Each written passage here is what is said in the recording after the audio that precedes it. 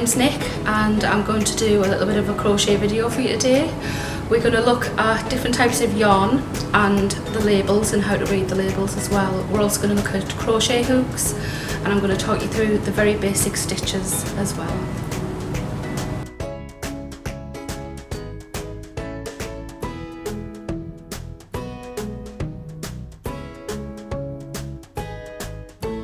Okay, so first of all we're going to have a little look at the different types of hooks. These are very basic hooks that you can get pretty much anywhere, just Google them. They always have the size, that's a 5mm in the middle. I've got up to 6.5 here, which you can see is quite a thick hook. They go very small. This is the smallest I have, which is 2mm, but they do actually go smaller, and these are more for lace, which I haven't ventured into yet. It's a bit too fiddly for me. The hooks I mainly use are these, which again, they're a little bit more expensive, but you can pick them up online quite easily. They're a little bit better because they have a nice silicone grip, but again, got a 3mm hook there.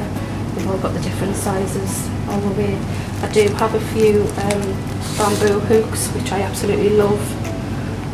It's hard to get the silicone handle hooks in quite a big size, so this is a 10mm. It's quite big and it has the little thumb space in there, which I love. So they're the different types of hooks you can get. These are more expensive than the bamboo, and the bamboo are more expensive than these, but these are great to have in because that means I have several different hooks in the same size, so you can work on several projects at the same time. Scissors are always great to have. There's various other things. I've got some paper in there, I've got my tape measure in there, stitch counters, but these are the most important things you will have, which is stitch markers. You do need to be able to count your stitches, and these help just to keep a guide as to where you are along the different stitches. So we'll move on and have a look at all the different types of wool.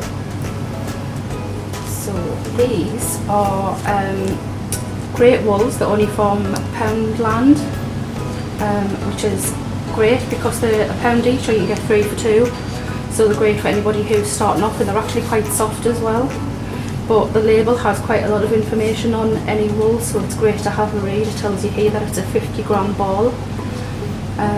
It will explain washing, 30-degree wash. It's got all the different washing and iron instructions on there. But it also tells you 5mm crochet hook and a 6 UK in knitting needles.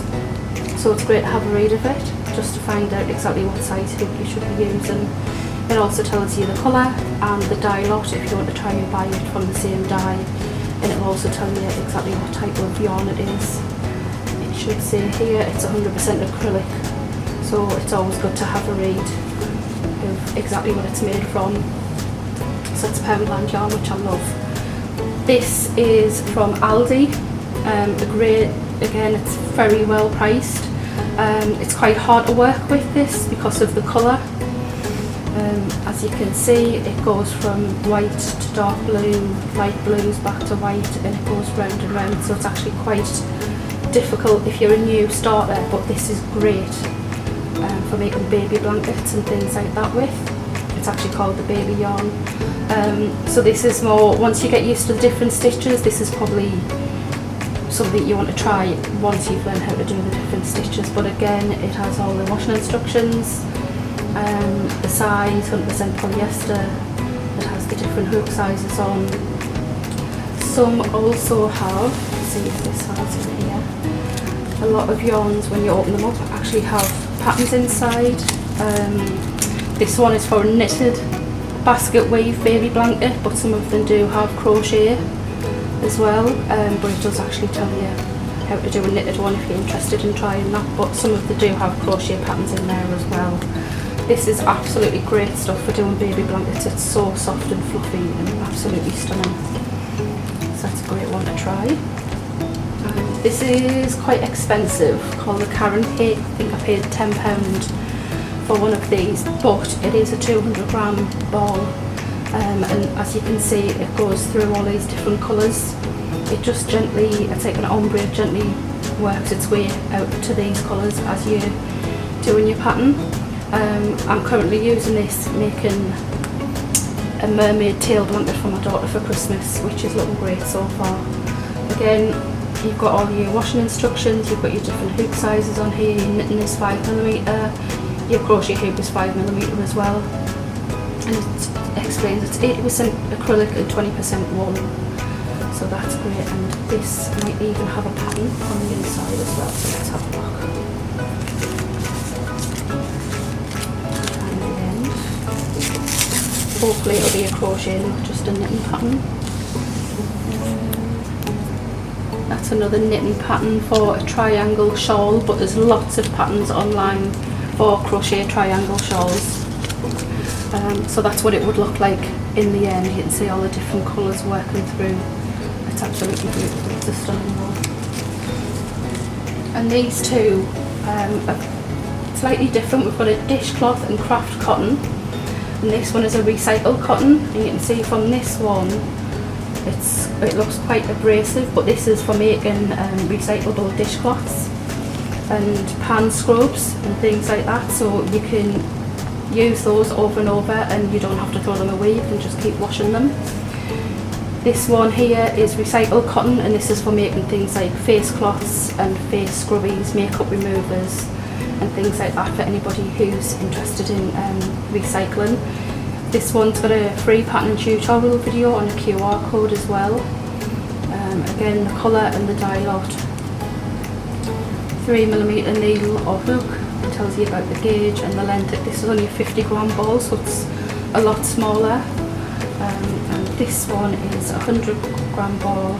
It's got the colour there is shrimp, and the dye lot as well. And again, 6mm hooks, and it's 100% cotton, and it tells you how many meters you get in there and the washing instructions as well.